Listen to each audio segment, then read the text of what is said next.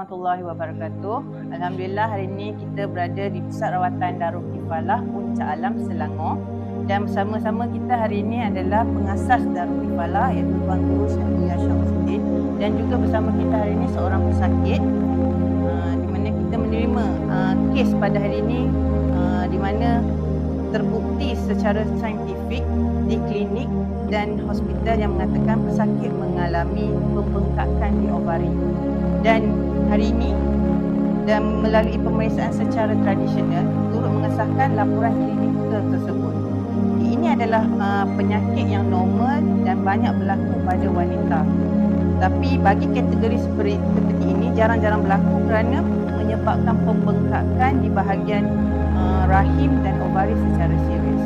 Jadi antara simptom-simptom yang sering terjadi pada wanita adalah jari kaki dan tapak kaki terasa kebas-kebas dan menyucuk-nyucuk pada waktu malam.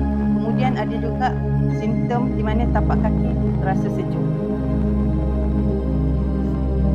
Jadi hari ini kita minta Tuan Guru Syahriah Syamsuddin untuk memberi sedikit penerangan di mana kaitan laporan secara saintifik dan punya rawatan tradisional pada kes kategori tersebut.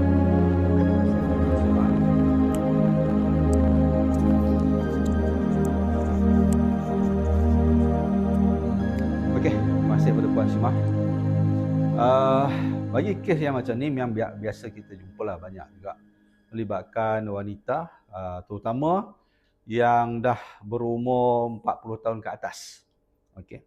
Kadang-kadang yang simptom ni berlaku dia bukan disebabkan oleh saka, jin, sihir dan sebagainya, tetapi oleh kerana organ dalaman. Jadi organ dalaman tadi dia mungkin ada komplikasi dari segi pendarahan ataupun masa period ataupun masa mengandung dan sebagainya. Oleh kerana sistem tubuh badan organ dalaman wanita ni dia tak sama macam lelaki.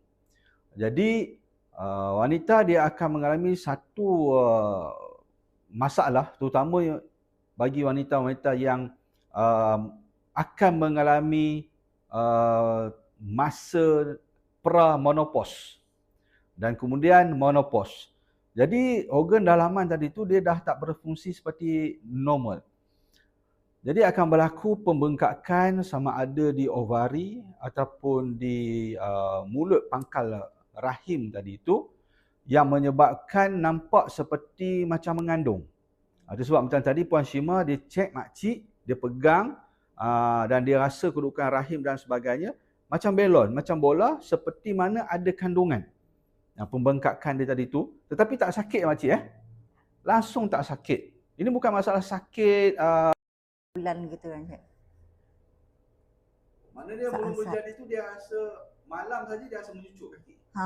Betul-betul macam cucuk dengan jarum masa. Rasa macam panjang masuk tu. Aduh, sakit. Kemudian makcik buat apa? Nak hilangkan sakit tu? Tekan aje lah. Tekan je tempat sakit tu. Tekan aje sampai kuku pun kalau boleh cabut. Sakit Selampau sakit tidak mana boleh sampai cabut. Kemudian rasa kaki pun rasa sejuk-sejuk. Kaki sejuk lah masa tu sejuk. Kemudian baru pergi check